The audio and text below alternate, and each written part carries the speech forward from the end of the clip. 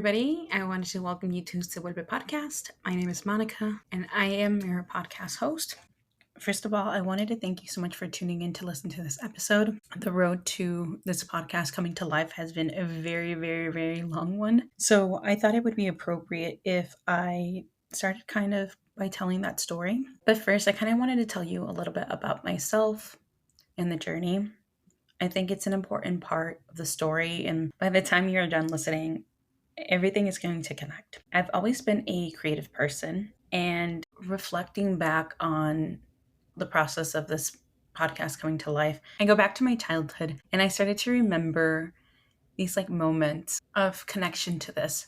So during recess, this was before our school decided to get a playground. So we essentially would get certain different types of things to play with, like jump ropes, hula hoops, whatever, right? But I can remember vividly we would meet up in these corners of our school, and we would have little storytelling times. So we would do Mexican folklore story because I was in bilingual class, and we would talk about La Llorona, El Chupacabras, other type of different stuff that we had heard as kids. Another thing that I can remember as well was kind of meeting with my friends or my neighbors in our backyard. We had this porch, and this porch had this little crawl space or space. And we would also tell little ghost stories and other stuff. I feel like this is during Goosebump era, right?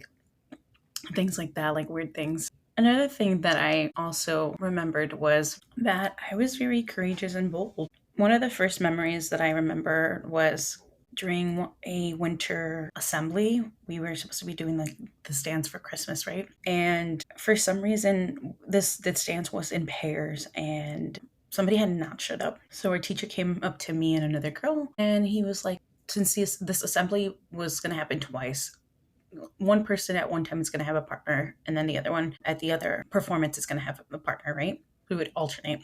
So I remember having this moment of just being on stage and dancing to the song by myself, and just, going along with the music, not caring about the audience or anything. And I remember my mom and my teacher saying something about how great I had been.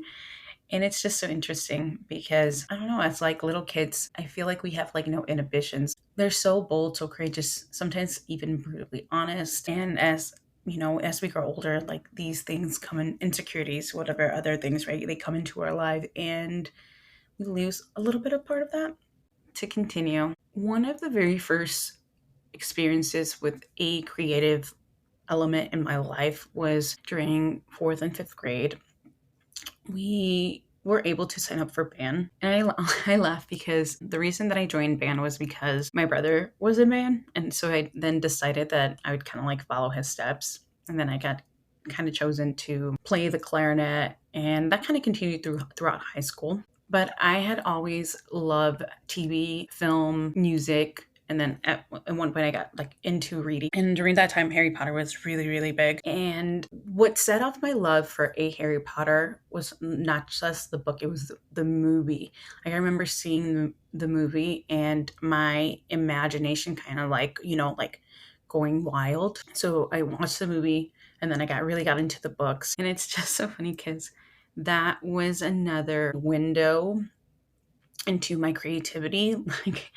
After that, I kind of started writing fan fiction, acting in my room, but I continue to write here and there. So then we kind of move on into the next kind of creative opportunities that I had, which were in high school. In high school, I was still in band. I joined choir. I was in craft club. And one of the memories that I do have from high school was during my freshman year. So there was moments where we would walk the track for PE, and we would have these random conversations. And I remember one of my classmates saying, "Oh, you're going to have a talk show when you grow up, and it's going to be called Monica Monica." But essentially, by the end of senior year, band, choir, that creative stuff kind of stayed there. I left high school not really knowing what I wanted to do. And then I just went to college because I knew that was kind of the next step. And I just went and I just took classes to kind of get through my degree. So that's a little bit about my childhood, teen years, and then we lead up to the podcast talk. So how long has this been in the works? I've been talking about creating a podcast since like 2016, 2017. And the reason why I kind of got interested was because I was listening to a podcast back then. And then I just thought, oh, this is interesting. I can maybe do this. And it's funny because one of my friends, Marge, she always says, like, you were talking about creating a podcast before like podcasts were a massive thing. And it's true. It's true. But I think the reason this conversation of creating a podcast would happen was because we'd be sitting at my friend's house and having these like deep conversations and, talking about various things about our lives, about what happened, this, that, right? And even then, jokes were always being made about how this could have been a podcast episode. We could have just like sat here and, had a mic and just recorded it. Since there was this talk, right? I had one of my friends, her name's Christine, for Christmas one year. Like, I was not expecting it. She gave me a microphone, the microphone that I'm currently recording on. And I was completely shocked because I think when it comes to gift giving, I don't know, I really don't ask people for anything, like especially like my friends, they just kind of like get me things here and there or whatever. So getting this like microphone was like such a big deal. I just couldn't believe it. It was such a great gift. As the years went on, I've kind of focused on more on work, school, and other personal things. And if I'm being honest, back then we kind of weren't encouraged to pursue creative jobs. And it wasn't until I decided to pursue a bachelor's degree I really thought about going for a job in the arts. I went to Columbia College Chicago to get a degree in writing and producing for television. And if you're interested in listening to more of my college journey, I'm going to be dedicating a podcast episode for that story. The reason why I bring up Columbia is because I actually recorded a single podcast episode in the spring of 2018. Part of my curriculum was that there were mandatory classes that I needed to take in order to get my TV degree. And one of those classes was Culture, Race, and Media. For that final project for that class, we were given the choice to pick what you wanted to do. And even though my degree was in television, I ended up speaking to my teacher and letting her know that I had always wanted to do a podcast. And she allowed me to do a podcast episode. So then I invited a couple of my friends and two were able to join me for a discussion.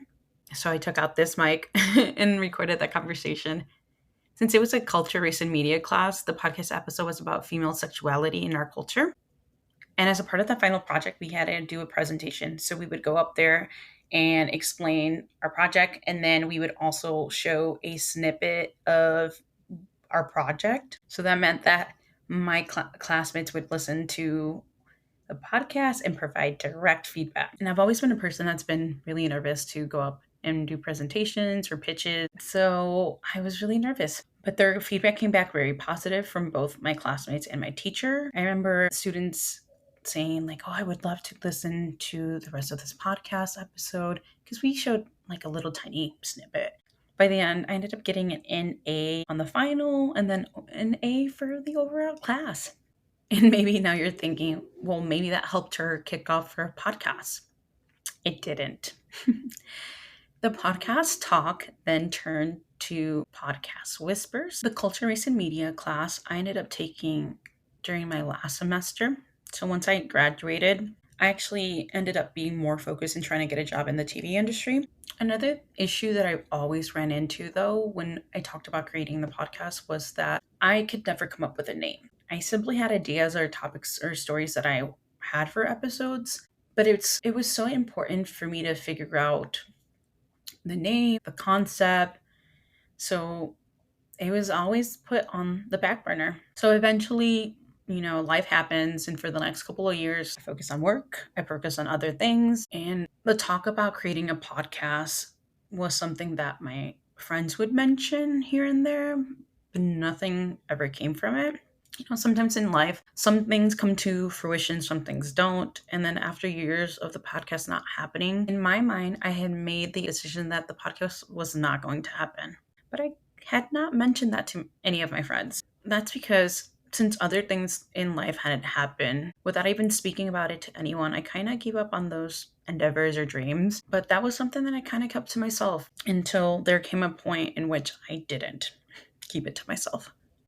So there was this one night, my friend Christine and I, we always like hang out and we go out to dinner, we go out to do different things, right? But we always come back and we sit in our car and we have these conversations.